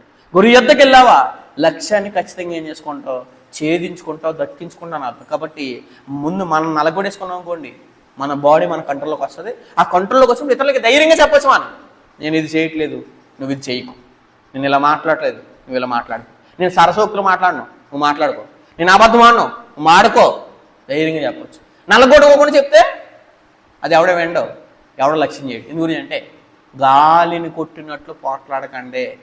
యుద్ధం చేస్తండి, అవతరుడైన వాడాలి, మీ శరీరమైన ఓడిపోవాలి. మీతో యుద్ధం చేస్తండి. మన శరీరము ఆత్మకు శరీరం ఏముంది విరోధం.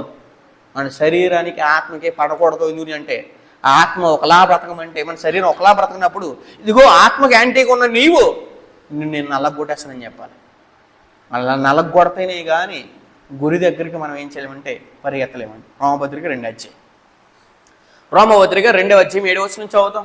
రోమపత్రిక 2వ అధ్యాయం 7వ వచనంలో దేవుడు ఒక సమాచారం తెలియజేస్తున్నాడు.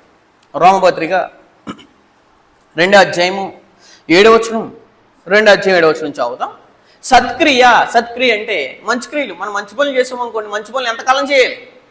కొంతకాలం చేస్తానండి, కొంతకాలం నేను మళ్ళీ లోపల కలిసిపోతాను, కొంతకాలం దేవుళ్ళు భక్తిగా ఉంటాను, కొంతకాలం దేవుళ్ళ నుంచి వైదొలిగిపోతాను. అదేనండి మన జీవితం.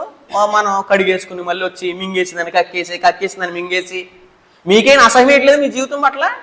కొద్దిసేపు నేను దేవుళ్ళు ఉన్నాను, కొద్దిసేపు లోకంలో ఉన్నాను, కొద్దిసేపు ఆరాధన మానేస్తాను, కొద్దిసేపు ఆరాధనలోకి వస్తున్నాను, కొద్దిసేపు భక్తిగా నటిస్తున్నట్టు బతుకుతున్నాను, భక్తి నాలో లేదనే అసహ్యం మీలో లేదు. మీలో సత్క్రియ స్టార్ట్ చేస్తే ఎంతవరకు స్టార్ట్ చేయాలంటే ఓపిక ఉండాలి మీకు. అదే అన్నాడు, మంచి పనులు స్టార్ట్ చేయిన తర్వాత ఓపిక ఉండాలి. సత్క్రియను ఓపికగా చేయొచ్చు, మహిమను ఓపికగా ఎవరైతే చేస్తున్నారో, ఓపికగా ఎవరైతే నిలబడుతున్నారో, ఓపికగా ఎవరైతే సహించుకుని నిలదొక్కుని హింసల్ని, అవమానాలని, వేదల్ని నిలదొక్కుని బ్రతికితే, ఓపికతో బ్రతికితేనే ఘనతయు అక్షయతను వెదుకు వారికి ఏమిచ్చును నిత్య జీవం. కాబట్టి నిత్య జీవం రావాలని అంటే ఓపిక ఉండాలి. స్టార్ట్ చేసిన తర్వాత పరుగులో చివరి వరకు వెళ్ళే వరకు ఆయాసం వచ్చినా, దుఃఖం వచ్చినా, అసలు మనం ఇంకా పరిగెత్తలేము అనే పరిస్థితి వచ్చినా ఇంకా కొంచెం ఓపిక తెచ్చుకుని, ఎంత నలిగిపోయి అలసట వచ్చేసినా ఇంకా కొంచెం ఓపిక తెచ్చుకుని, కొంచెం దగ్గరలో ఉన్నాను కదా పరదేశీ దగ్గరలో, ఇంకా కూడా ఓచుకున్నాం అనుకోండి ఆడ వరకు వెళ్ళిపోతాం. కాబట్టి పందెపు రంగంలో స్టార్ట్ చేసిన తర్వాత ఓపిక మనందరికీ ఖచ్చితంగా కడ వరకు, చివరి వరకు, కన్ను మూసే వరకు ఉండవలసిన లక్ష్యం. ఈ లక్ష్యం లేదా మీరు ఖచ్చితంగా మీరు భవిష్యత్తులో మరలా కనపడకపోవడానికి గల కారణం గురి మీద సరైన లక్ష్యం మీకు లేదు. హెబ్రీ పత్రిక 12వ అధ్యాయం, హెబ్రీ పత్రిక 12వ అధ్యాయం 1వ వచనం చదువుతాం. హెబ్రీ పత్రిక 12వ అధ్యాయం 1వ వచనం, 12వ అధ్యాయం 1వ వచనంలో దేవుడు ఒక సమాచారం తెలియజేస్తున్నాడు.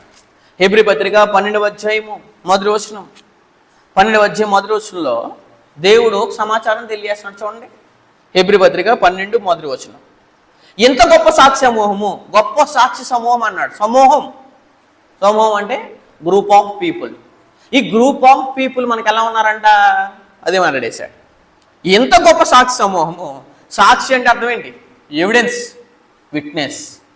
విట్నెస్గా ఎంతోమంది పీపుల్ మనకు ఉన్నారంట. మనం చేతగా ఓడిపోతాం అని అర్థం. ఇంతమంది మీకు మాదిరిగా ఉన్నప్పుడు, ఇంతమంది మీకు సాక్షిగా సమూహంగా ఉన్నప్పుడు, ఒకరు కాదు ఇద్దరు కాదు, సమూహంగా ఉన్నప్పుడు, మనల్ని ఆవరించున్నప్పుడు మనం ఎందుకు పడిపోతామండి అంటే సాక్షి సమూహాలు ఎవిడెన్స్, బతుకుతున్న వారు ఎవిడెన్స్ కాకుండా మనం బతకలేక పడిపోతున్నాం అని అర్థం, బతకలేక తొట్టిల్లిపోతున్నాం అని అర్థం. అందుకోసం మాట్లాడేశాడు. ఇంత గొప్ప సాక్షి సమూహము మేఘము వలె మనం ఏం చేసింది? ఆవరించేసింది. మీకు మేము ఉన్నాం. ఎందుకంటే మీకంటే భయంకరమైన సమస్యలు, మీకంటే భయంకరమైన వేదనలు, మీకంటే భయంకరమైన ఇబ్బందులు మేమెందరూ పడ్డాము అనే పరిస్థితి మనకి ఎవిడెన్స్గా సాక్షి సమూహం ఉంటే మనం పడిపోతున్నామనంటే, మనం పాపంలోకి వెళ్ళిపోతున్నామనంటే అంటే వాళ్ళకంత ఫోకస్ మనకు లేదని అర్థం. నిమగ్నత, ఏకాగ్రత, పట్టుదల, ఫోకస్ గురి.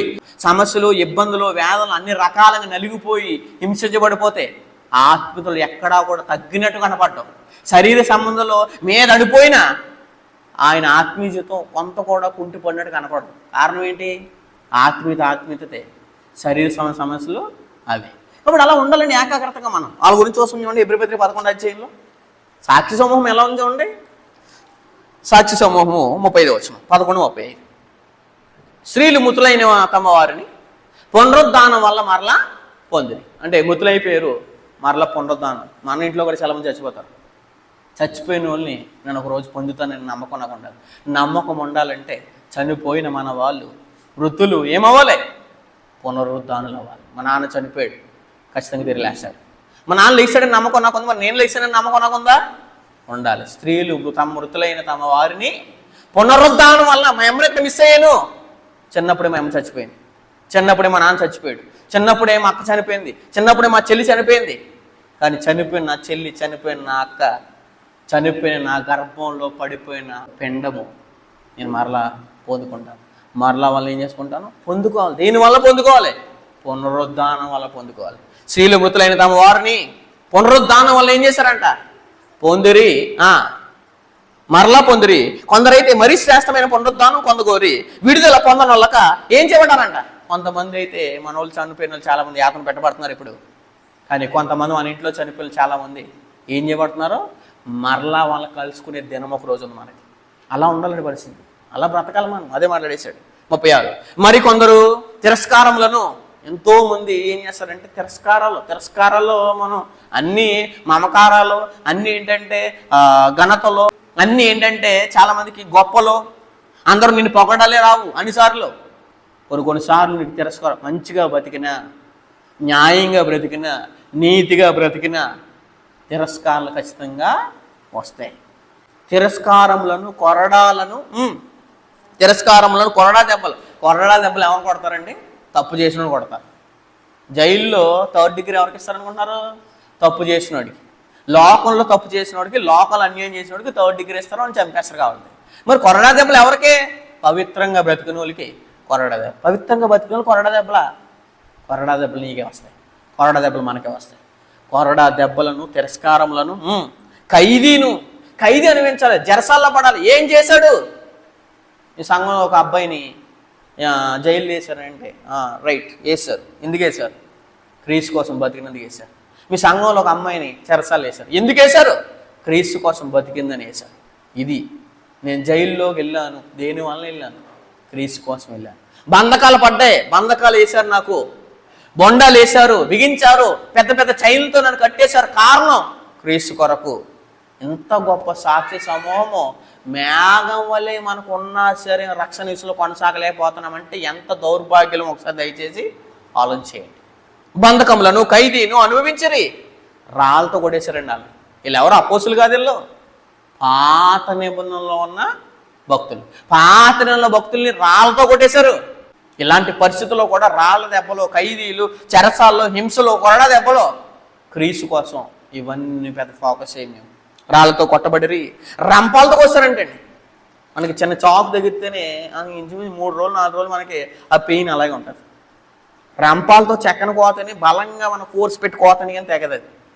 అలా మనుషుల్ని మనం ఏ పాటుకు ఆ పాటుకి కట్ చేస్తారు అనుకోండి, క్రీస్తు కోసం నా బాడీ ఏ పాటు కట్ అయిపోయినా పర్లేదు. కారణం క్రీస్తు కోసం నాకు అంత నిమగ్నత, క్రీస్తు ఉన్న లోకం వెళ్ళాలని అంత ఏకాగ్రత. కాబట్టి అదేం పెట్టారు? రాళ్ళతో కొట్టబడి, రంపలతో కోయబడి, శోధింపబడ్డారంట. ఎంతో మంది శోధించేశారు. ఎంతో మంది భయంకరమైన పరిస్థితి ఎవరంటే విశ్వాస వీరులది.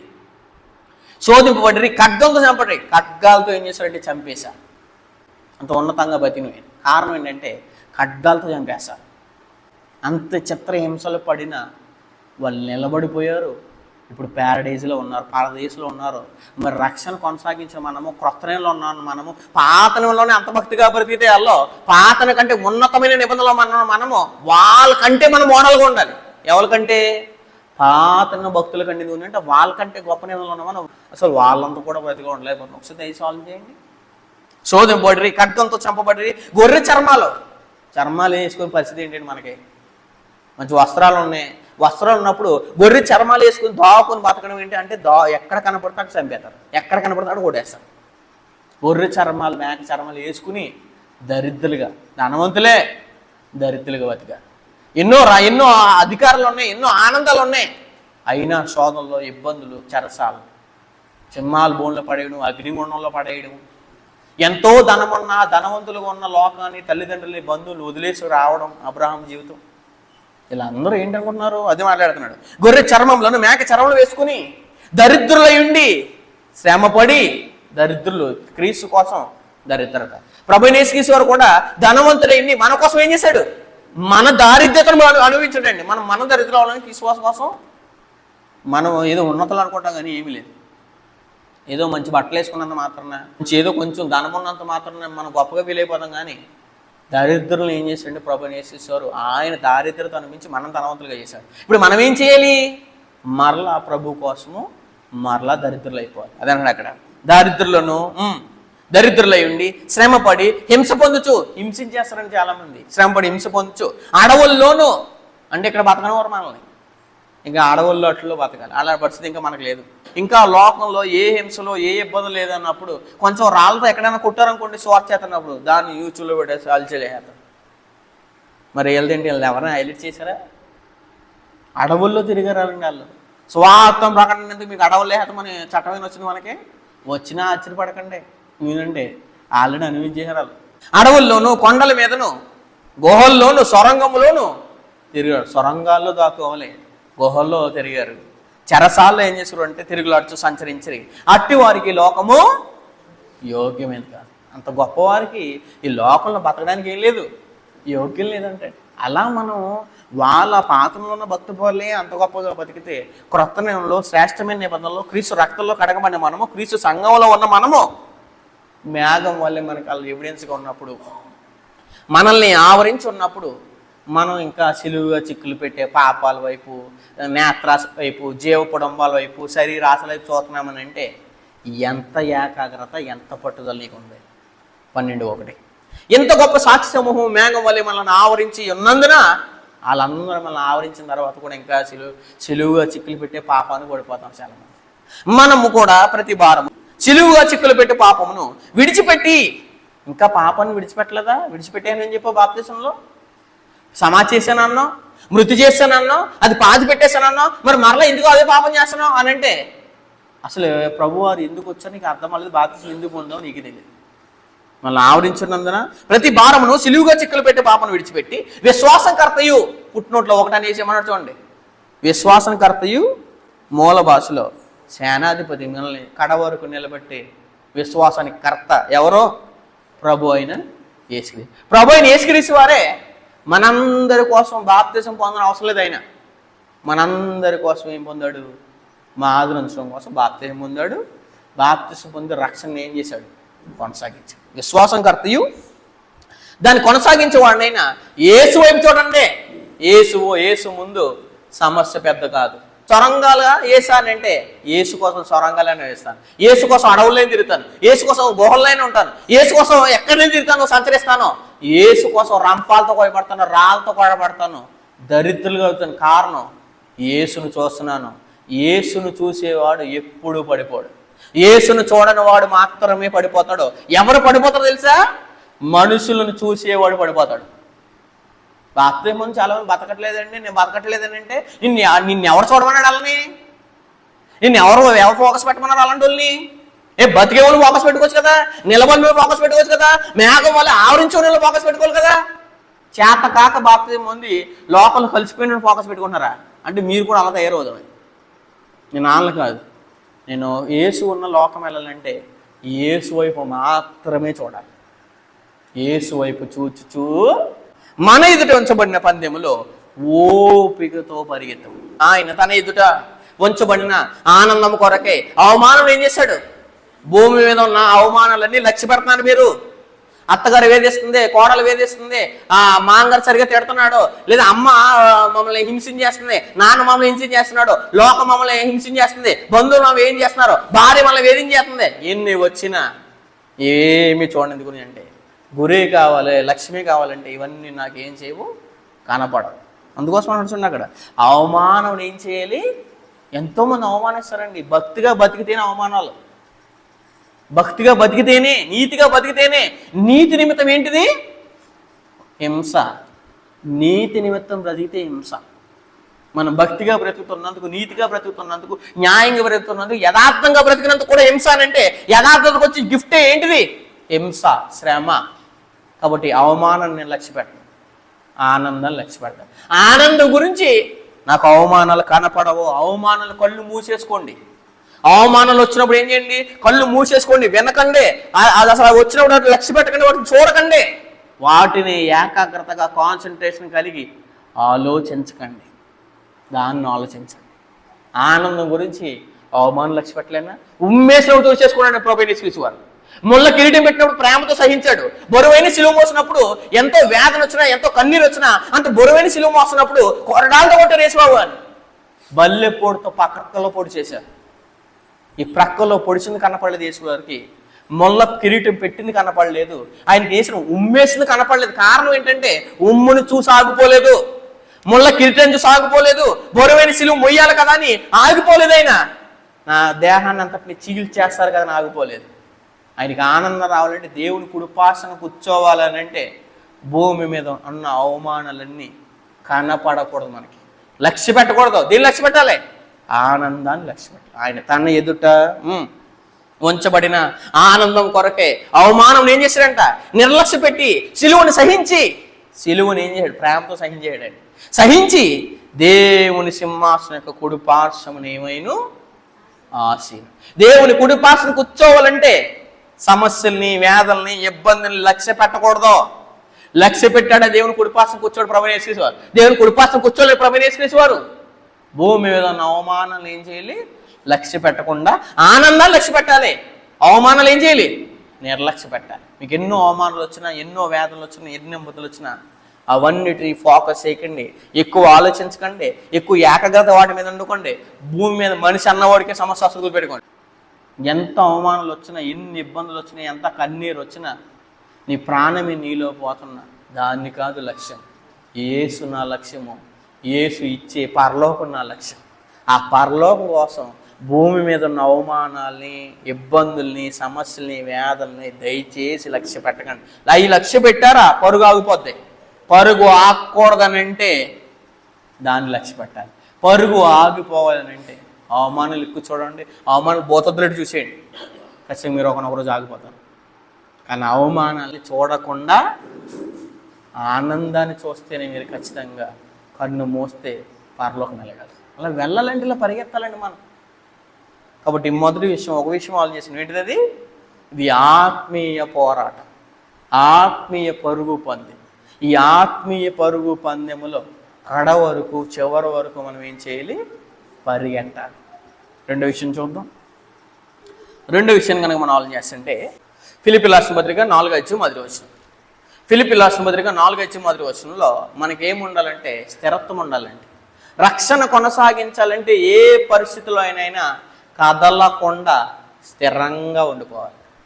కదలకుండా స్థిరంగా ఉండిపోవాలి మనం. 4:10 ఫిలిప్పీ రాసిన పత్రిక 4:10 సమాచారం తెలియజేశాడు. కావున నేను అపేక్షించిన నా ప్రియ సహోదరులారా, నా ఆనందమును నా కిరీటమై ఉన్న నా ప్రియులారా, నా ఆనందమును నా కిరీటమై ఉన్న నా ప్రియులారా. అసలు మీకుందా? పౌలు గారు సంఘాన్ని ఎలా చూస్తున్నాడు?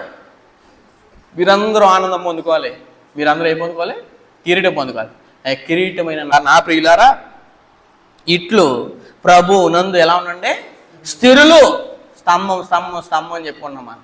మనమే స్తంభం. మన ఇంట్లో ఎన్నో స్తంభాలు ఉన్నప్పుడు స్తంభాలు చూసినప్పుడు అని అర్థం అవ్వలేదా? ఏది వచ్చినది కదలట్లేదు, ఏది వచ్చినా అది నిలకడగా ఉంటుంది. మరి సత్యానికి స్తంభమైన సంఘంలో నేను ఉన్నప్పుడు, ఆ సంఘములో అవయవంగా ఉన్న నేను మరి సమస్యలు వచ్చినప్పుడు, ఒడిదిండులు వచ్చినప్పుడు ఎందుకు కదిలిపోతున్నాను? ఎందుకు పారిపోతున్నాను? ఎందుకు బెదిరిపోతున్నాను? వాళ్ళు బెదిరించినా బెదరలేదు ఎవరు అపోస్తలులు. వాళ్ళని కావలి ఉంచినా దాంట్లో భయపడలేదు ఎవరు అపోస్తలులు. ఎందు గురించి ఏంటంటే మనం ప్రభువునందు కిరీటం కావాలంటే స్థిరం ఉండాలి. కిరీటం కావాలంటే, ఆనందం కావాలంటే ఏముండాలి? ప్రభువు నందు ఎలా ఉండాలి? స్థిరంగా ఉండాలి. అదే అంటున్నాడు చూడండి. కావున నేను అపేక్షించు నా ప్రియ సహోదరులారా, నా ఆనందమును నా కిరీటమై ఉన్న నా ప్రియులారా, ఇట్లు ప్రభువు నందు ఎలా ఉండండి? స్థిరులు. స్టాండర్డ్గా ఉండాలి మనం. స్టాండర్డ్ లేని వాళ్ళు ఎవరు? నిలకలు లేని వాళ్ళు ఎవరు? భక్తి జీవితంలో ఏకాగ్రత లేని వాళ్ళు, భక్తి జీవితంలో ఫోకస్ లేని వాళ్ళు, భక్తి జీవితంలో పట్టుదల లేని వాళ్ళు, భక్తి జీవితంలో జాగరూకత లేని వాళ్ళు ఖచ్చితంగా పడిపోతారు. మనము అసలు జాగరూకత అంటే ఒక క్రమశిక్షణ, ఒక అప్రమత్తత అనేది ఖచ్చితంగా ఉండాలి. అసలు అలా లేకుండా ఉండకూడదండి. ఖచ్చితంగా మనం ప్రభువు నందు స్థిరంగా ఉండాలి. ఎన్ని వచ్చినా సరే స్థిరంగా ఉండాలండి మనం. కొరింథీయులకు రాసిన మొదటి పత్రిక 15వ అధ్యాయం 58వ వచనం చదువుదాం. కొరింథీయులకు రాసిన మొదటి పత్రిక 15వ అధ్యాయం 58వ వచనం. 15వ అధ్యాయము 58వ వచనంలో సమాచారం తెలియజేస్తున్నాడు. 15వ అధ్యాయము 58వ వచనం. కాగా నా ప్రియ సహోదరులారా, నా ప్రియ సహోదరులారా, ఎంత ప్రేమగా మాట్లాడుతున్నా చూడండి. కాగా నా ప్రియ సహోదరులారా, మీ ప్రయాసము ప్రభువు నందు ఏం కాదు. నువ్వు పడుతున్న ఇబ్బందులకి, సమస్యలకి, వ్యాధులకి ఒకానొక రోజేముంది బహుమానం. అది ఒకానొక రోజేముంది నిరీక్షణ ఉంది. ఒకానొక రోజేముంది నిత్యత్వం ఉంది. మరి నేను పడే ప్రతి పనికి, కష్టానికి ఏముంది? వృధా ఇవి పరిస్థితి కాదు. కష్టానికి వృధా లేదండి మన జీవితానికి. రక్షణ పొందిన తర్వాత మనం ఎన్ని కష్టాలు పడుతున్నామో అది వృధాగా పోదు. అది ఎలా పోదు? అది దానికి ఏముంది? ఒక అర్థం ఉంది. మన పడే ప్రయాసకు ఒక అర్థం ఉంది. అర్థవంతంగా బతకాలి మనం. అదే నడుచుండి అక్కడ. కాగా నా ప్రియ సహోదరులారా, మీ ప్రయాసము ప్రభువు నందు ఏం కాదు, వ్యర్థం కాదని ఎరిగి స్థిరులు అన్నాడు చూడండి అక్కడ. స్టాండర్డ్ నిలకడ ఉండాలి. నిలకడ లేని బతుకులు ఏంటంటే మనకి కొద్దిసేపు నిలకడగా ఉంటాము, కొద్దిసేపు మళ్ళీ లోపల కలిసిపోతాము, కొద్దిసేపు దేవుల్లో ఉంటాము, కొద్దిసేపు చాలా భక్తిగా బతుకుతుంటే బిహేవ్ చేస్తాము. తర్వాత ఇతనా అండి పొగుడు నుండి మళ్ళీ తెడించుకుంటాం. బాబా ఈయనే బాగా ఎదుగుతున్నాడంటే ఆయనే మళ్ళీ పడిపోతాడు. అలాగుంటున్నాం మనము. నిలకడ ఉండాలండి మనకి. స్థిరులను కదలని వారును, కదిలిపోకూడదు. సమస్యలు వచ్చినాయి, వ్యాధులు వచ్చినాయి, కదిలిపోకూడదు. కదలని వారును ప్రభు కార్యాభివృద్ధి అందు ఎప్పటికీ ఏమై ఉండాలి? ఆసక్తులే. కదలకుండానంటే కదిలిపోయేలా చేసే ఎన్నో నీ కళ్ళ ముందు వస్తాయి. రోమపత్రిక 8వ అధ్యాయం 35వ వచనం. రోమపత్రిక 8వ అధ్యాయం 35వ వచనంలో ఒక సమాచారం తెలియజేస్తున్నాడు. రోమపత్రిక 8వ అధ్యాయము 35వ వచనం. క్రీస్తు ప్రేమ నుండి మనలను ఎడబాపువాడు ఎవడు అన్నాడు. ఆయన ప్రేమను వదిలేసేది ఏం చేస్తుంది అంటే, క్రీస్తు ప్రేమ నుండి మనలను ఎడబాపువాడు ఎవడు? ప్రశ్న వేసుకోండి. క్రీస్తుని వదిలేయడానికి ఎన్ని నా ముందుకు వస్తాయనంటే ఎన్నో నీ ముందుకు వచ్చేస్తాయి. చూడండి ఏంటిది అయ్యి. మనల్ని ఎడబాపువాడు ఎవడు? శ్రమలు వస్తాయి. శ్రమలు వచ్చినప్పుడు ఓర్చుకోలేక, సహించుకోలేక, శ్రమలు పడలేక, శ్రమల్ని దిగమింగుకోలేక, అయ్యి బాబు ఈ సమస్యలు పడడం కంటే చచ్చిపోవడం బెటర్ అని అంటమ్మా. అంటే మనకు అర్థం అవ్వలేదా? బాప్తిసంలో అర్థం అవ్వలేదా? ప్రభువుని ఒప్పుకుంటామంటే అర్థం అవ్వలేదు మనకి. ప్రభువు కోసం శ్రమల్ని పక్కన పెట్టేయాలి. శ్రమ వచ్చి నేను ఏం చేస్తుందంటే, ప్రభువు నిన్ను నమ్ముకుంటే నేను ఇంకా శ్రమ పెట్టేస్తానంటే, నన్ను ఇంకా శ్రమ అయినా పెట్టేగా నేను ప్రభువు మటుకు వదలనాలి. నువ్వెంత నలిపేస్తావో నన్ను నలిపే శ్రమ, కానీ నేను మటుకి ఎంత నలిపేస్తానన్న ప్రభువుని మటుకి వదలను. కదిలిపోను నేను. శ్రమ వచ్చినప్పుడు కదిలిపోను నేను. శ్రమ వచ్చేస్తే కదిలిపోయి చాలామంది ఉన్నారు. శ్రమ అయినను, బాధ అయినను, బాధలండి ఎన్ని బాధలండి మాకు అని అంటారు చాలామంది. మనిషి అన్న ప్రతి ఒక్కరికి బాధలు ఉంటాయి. ప్రభు ప్రేమ ముందు బాధ మనకు కనపడకూడదండి. బాధలు మనం ఫోకస్ చేసేతను, శ్రమలు ఫోకస్ చేసేతను. నెక్స్ట్ ఏమన్నాడు? హింసలు ఫోకస్ చేస్తున్నాం. హింసిస్తారు. హింస అయినను, కరువు అయినను, అంటే తింటాకి తిండి లేని పరిస్థితి, ప్రభువు కోసం తింటాకి తిండి లేని పరిస్థితి వచ్చినప్పుడు అయినా సరే చచ్చిపోయింది, తినకపోతే చచ్చిపోతాం పర్లేదు, ప్రభు కోసం చచ్చిపోయిన పర్లేదు. కరువు అయినను, వస్త్రాలు లేని పరిస్థితి ప్రభువు కోసం వచ్చిన, వస్త్రాలు లేని పరిస్థితి చేశారు సమాజంలో. బాబోయ్ ప్రభువు నమ్ముకుంటే వస్త్రాలు ఉండవని భయపడుకుంటున్నాను. వస్త్రాల్లో నన్ను కోల్పోయేలా చేసినా పర్లేదు, ఏంటంటే ప్రభు కోసం వదిలేస్తాను. వస్త్రహీనత అయినను, ఉపద్రవాలు ఎన్నో వస్తాయి. రాత్రి మగలు 24 గంటలు సముద్రంలో ఉన్నాడు ఎవరు? పౌలు గారు. యేసుక్రీస్తు వరకు కంటే ఎక్కువ కొట్టించుకుంటాడు ఎవరు? పౌలు గారు. 1 తక్కువ 40 దెబ్బలు తిన్నాడు.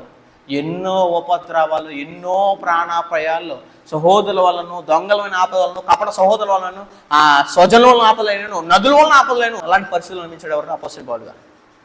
కాబట్టి ఇలాంటి ఉపద్రవాలు వచ్చినప్పుడు కూడా క్రీస్తు ప్రేమ ముందు ఉపద్రవం లక్ష్య పెట్టకూడదు. ఉపద్రవం నన్ను వచ్చి ఏం చేస్తా అంటే కదిలించుతుంది. మనం స్టాండర్డ్గా ఉన్న వాడిని వచ్చి ఏం చేస్తుంది? అలా మనం కొట్టింది అనుకోండి, కొంచెం ఇలా వెనక్కి వెళ్తామా కదా. మీరు సముద్రం వెళ్ళినప్పుడు ఎవరిని చూసారా? అలలు వచ్చినప్పుడు వాళ్ళు ఏం చేస్తే గెంటి వెనక్కి తీసుకెళ్ళిపోతాయి.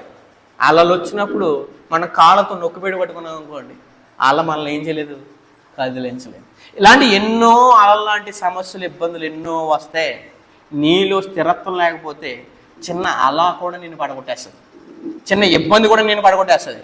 నువ్వు అలొచ్చినా సరే నిలబడినే స్టాండర్డ్గా ఉంటాను, ఎన్ని అలలు వచ్చినా, ఎన్ని నన్ను తాకిడిలు చేసినా నేను నిలబడిపోతానని స్థిర విశ్వాసం నీలో ఉంటే ఎన్ని వచ్చినా, ఎన్ని ఉపద్రవాలు వచ్చినా నిన్ను పడగొట్టవో, నిన్ను కదిలించలేవు.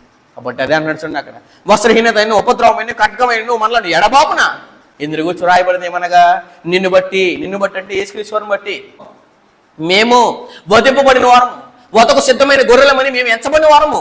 అంటే ఎప్పుడు డిసైడ్ అయిపోయారంట, గొర్రెలు ఎప్పుడైనా చంపేస్తాడని రైతుకు తెలుసు. అలాగే మనల్ని కూడా సమాజం ఎప్పుడైనా చంపేది ఎవరి గురించి? క్రీస్తు కోసం. కాబట్టి క్రీస్తు కోసము ముందే డిసైడ్ అయిపోయాం అనుకోండి, ఎన్ని వచ్చినా మనం కదిలిపోం. డిసైడ్ లేకపోతేనే, నిమగ్నత లేకపోతేనే అవి వచ్చినప్పుడు మనం కదిలిపోతాం. అప్పుడు దాకా బాగానే ఉంటాం.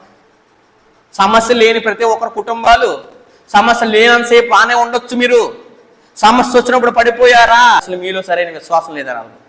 అసలు విశ్వాసం ఉన్నవాడు పడ్డ కదా. విశ్వాసం ఉన్నవాడు అతను ఏం చేయాలంటే తొట్టిల్లే కదా. విశ్వాసం వచ్చినప్పుడు చేతకాలవాడు పారిపోడు కదా. విశ్వాసం మనకి ఆయుధం అండి. మన విశ్వాసం చేత శ్రమలు వచ్చినప్పుడు, ఇబ్బందులు వచ్చినప్పుడు ఏం చేయాలి? కదలకుండా స్థిరత్వం ఉండాలని మనసు. ఎందుకంటే ప్రభువునందు స్థిరులుగా లేకపోతే ఆనందం దక్కదు, కిరీటం దక్కదు.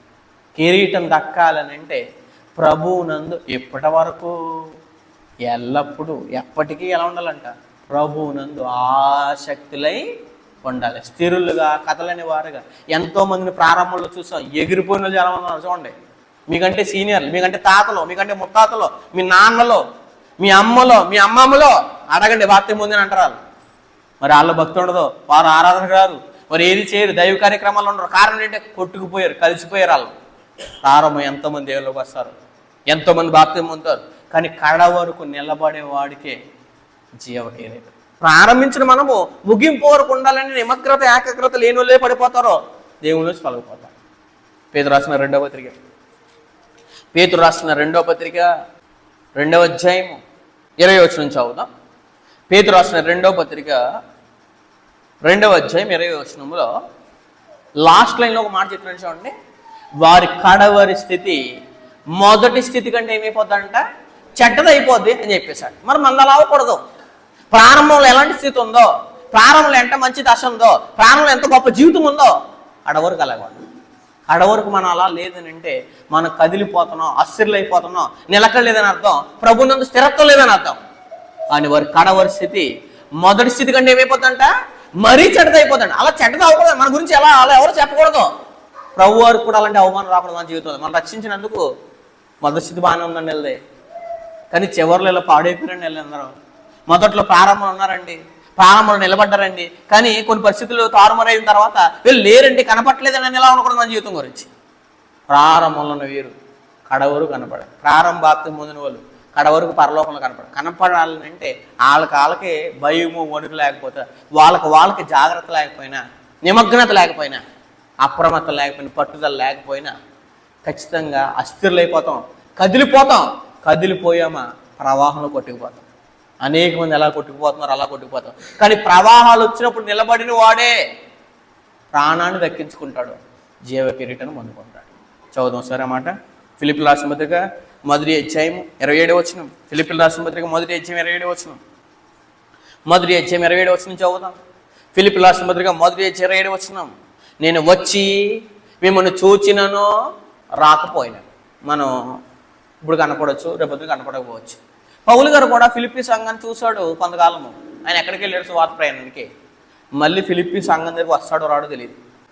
నేను రావచ్చు, రాకపోవచ్చు, ఉండొచ్చు, ఉండకపోవచ్చు. కానీ మీ బ్రతికే మిమ్మల్ని నిలబెడతారు, మీ క్రియలే మిమ్మల్ని తీసుకెళ్తాయి. తీసుకెళ్ళాలంటే చెప్పిన వాక్యానుసారంగా లభించిన దాన్ని బట్టి క్రమముగా నడుచుకోవాలంటే ఏం చేయాలి? నేను వచ్చినను రాకపోయినను. మీరు ఏ విషయంలో ఏం చేయాలంట? ఎదిరించి వారికి బెదరక. ఎంతో మంది బెదిరిస్తారో, ఎంతో మంది ఎదిరించేలా చేస్తారో.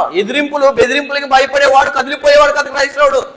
ఎదిరింపులు వచ్చినా, బెదిరింపులు వచ్చినా, ఇబ్బందులు వచ్చినా, కన్నీరు వచ్చినా, దుఃఖం వచ్చినా కదలకుండా ఉండేవాడు క్రైస్తవుడు. బెదరక పెట్టేటప్పుడు బెదిరిపోతాం ఏంటండి? వాళ్ళు బెదర పెట్టవాలనుకున్నారంటే ఎవరిని?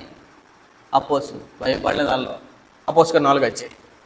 అపోస్తలుల 4వ అధ్యాయంలో సమాచారం తెలియజేస్తున్నాడు. అపోస్తలుల కార్యములు 4వ అధ్యాయము 4వ అధ్యాయం 17వ వచనం. అపోస్తలుల కార్యం 4వ అధ్యాయం 17వ వచనంలో ఒక సమాచారం తెలియజేస్తున్నాడు. అపోస్తలుల కార్యములో 4వ అధ్యాయము 17వ వచనం.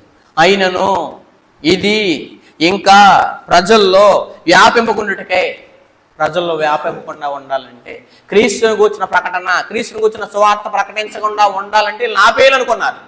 ఆపేసిన ఆగలేదు సువార్త. కారణం, బెదిరిస్తే బెదిరిపోలేదు అపోస్తులు. అలాగే మనల్ని కూడా క్రీస్తును ప్రకటిస్తున్నందుకు, క్రీస్తు కోసం చెప్తున్నందుకు, క్రీస్తు కోసం బతుకుతున్నందుకు బెదిరిస్తారు. వచ్చి బెదరకూడదు, కదలకూడదు, అస్థిరలైపోకూడదు. అదే మాట్లాడుతున్నాడు.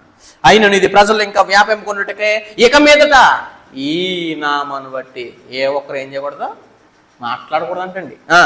ఈ నామను బట్టి ఏ మనుషులతో నేను మాట్లాడకూడదని వారిని మనం ఏం చేయాలి, బెదరు పెట్టవాలని చెప్పుకోవాలి. బెదిరేద్దాం అనుకున్నారు, బెదరు పెడితే భయపడలేదు. మీ మాటలా దేవుని మాటలా అన్నారు.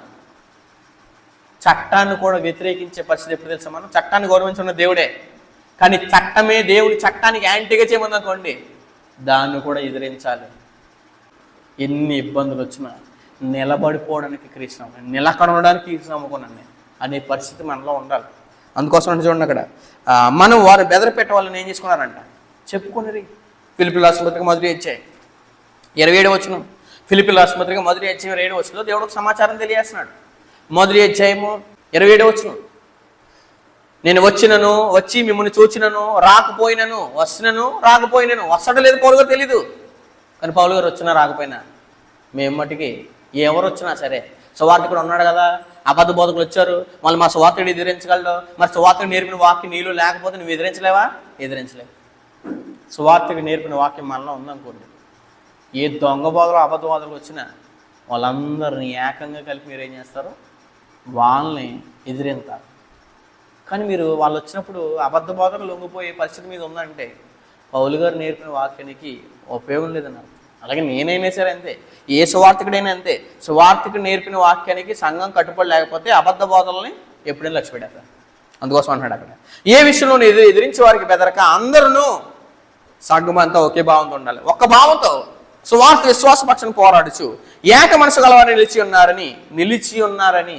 అంటే ఈ అబద్ధ బోధకులు వచ్చినప్పుడు అబద్ధ బోధకులకు దాసోహం అయిపోయిన వాళ్ళు, అబద్ధ బోధకులకు పడిపోయిన వాళ్ళు కాదు, నిలబడిన వాళ్ళు. ఎన్ని అబద్ధ బోధలు వచ్చినా నేను మటుకు అపోస్తుల బోధలోనే ఉంటానని నిలకడ ఉండాలి మనకి. నిలిచి ఉన్నారని నేను మిమ్మల్ని గురించి ఏం చేయాలంట, ఎక్కడో ఉన్న పౌలు గారు వినాలనంటే వినపడాలనంటే మీరందరూ ఒక్క భావంతో సువార్త విశ్వాసపక్షం ఏం చేయాలి, పోరాటం చేయాలి. పోరాటం ఇది సువార్త ప్రకటన అంటే పోరాటం. తిరిగి ఇంటికి వస్తామో లేదో తెలియదు, పోరాటం అది. అదే అన్నాడు అక్కడ, అట్లు బెదరకుండుట వారికి ఏంటంట, మనం బెదిరిపోతే వాళ్ళకి నాశనం కాదు, మనం బెదరకుండా ఉండటమే వాళ్ళకి నాశనము, మనకేంటంట. అదే అన్నాడు, నేను కలుగుటకు సూచన ఇది ఎవరి వల్ల కలిగింది, దేవుని వల్లనే కలిగినది. ఏలనగా మీరు నా యందు చూచున్నట్టు, నా ఉన్నదని మీరు ఇప్పుడు వినిచున్నట్టు పోరాటం మీకును కలిగి ఉన్నందున క్రీస్తునందు విశ్వాసం ఉంచడం మాత్రమే కాక, ఎంతో మంది బాప్తిసం పొందుతారు, ఎంతో మంది క్రీస్తుని విశ్వాసం ఉంటారు, కానీ సమస్యలు వచ్చినప్పుడు పారిపోయాలి చేతపంది.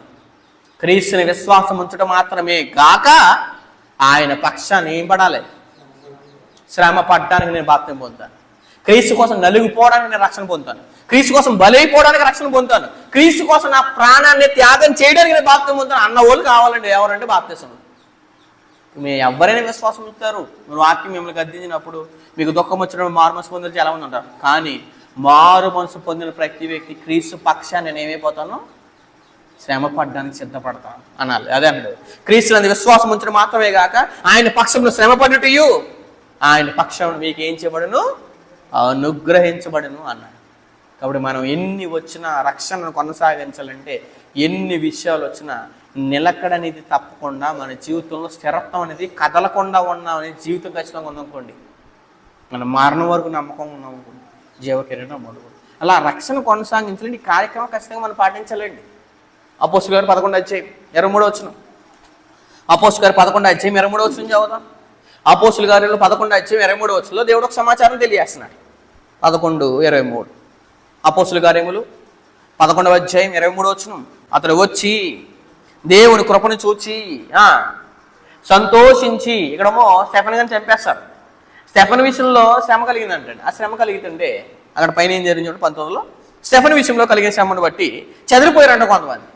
చెదిరిపోయారు, ఎక్కడికెక్కడే డివైడ్ అయిపోయారు. చెదిరిపోయిన యూదులకు తప్ప మరెవరికి వాక్యము బోధింపగా ఫెనీకే, కుప్ర, అంత్యోకయ ప్రదేశంలోకి సంచరించారు. కుప్రీలు కొందరును కురీనీలు కొందరు వారిలో ఉండిరి. వీరు అంత్యోక వచ్చి గ్రీస్ దేశం వారితో మాట్లాడుచు ప్రభు అయిన యేసుని గురించి స్వార్థ రాడించారు. ప్రభు హస్తం వారికి తోడేండెను కనుక నమ్మిన వారు అనేకులు ప్రభు తోటి తిరిగి వారిని కూర్చిన సమాచారము యెరూషలేములో ఉన్న సంఘపు వారు విని బర్నబాను అంత్యోక వరకు పంపిరి. అతడు వచ్చి బర్నబా వచ్చి ఏం చేశాడంట? అతడు వచ్చి దేవుని కృపను చూచి సంతోషించి ప్రభువును స్థిర హృదయముతో. స్థిర హృదయం మనకు ఉందా? ఒకసారి ఆలోచించుకోండి. నిలకడ హృదయం మనకు ఉందా? నిలకడ బ్రతుకుందా? మన జీవితానికి ఒక అర్థం ఉందా? మనం ఎందుకు క్రీస్తులోనికి వచ్చామో ఒక వాల్యూ ఉందా? ఉండాలండి. అతడు వచ్చాడంట, దేవుని కృప చూచాడంట, సంతోషించాడంట. చూచి స్థిర హృదయంతో. స్థిర హృదయం మనకు ఉండాలి. కొన్ని హృదయాలు ఏమైపోతాయంటే కదిలిపోతాయి. కొన్ని పరిస్థితుల్లో హృదయాలు నలిగిపోతాయి. హృదయాలు ఏం చేస్తాయంటే స్టాండర్డ్గా ఉన్న మనల్ని పడగొట్టడానికి ఎన్నో వస్తాయి. అయినా సరే క్రీస్తు కోసం నిలబడిపోవాలి. స్థిర హృదయముతో హత్తుకున్న వాళ్ళని అందరిని ఏం చేశాడు? వీరందరూ సంఘం అంతా శ్రమలు వచ్చినప్పుడు ఎలా ఉండాలి? స్థిర హృదయంతో ఉండాలి. స్థిర హృదయంతో ఉన్నవారు, ప్రభువునందు విశ్వాసం కలిగి ఉన్నవారు, ప్రభువునందు స్థిరులుగా ఉన్నవారు, విశ్వాసం కలుగు పరీక్షలు వచ్చినప్పుడు పరీక్షల్లో గెలిచేవారు నిలకడగా ఉన్నవారు. పరీక్షలు వచ్చినప్పుడు ఫెయిల్ అయిపోయేవారు నిలకడలేనివారు. ఎందుకంటే పరీక్షల్లో పాస్ అయినోడే నిలకడ ఉందని అర్థం. పరీక్షలో ఫెయిల్ అయిపోయారంటే మీ బ్రతుకు నిలకడలేదని అర్థం. అప్పుడు రక్షణ కొనసాగించాలంటే మొట్టమొదటిగా ఆత్మీయ పోరాటం చేయాలి. 2 ప్రభువునందు స్థిరంగా ఉండాలి. ఎన్ని వచ్చినా ప్రభువునందు ఎలా ఉండాలి? స్థిరంగా ఉండాలి. పార్ట్ 3ని మనం నెక్స్ట్ వారం చేద్దాం.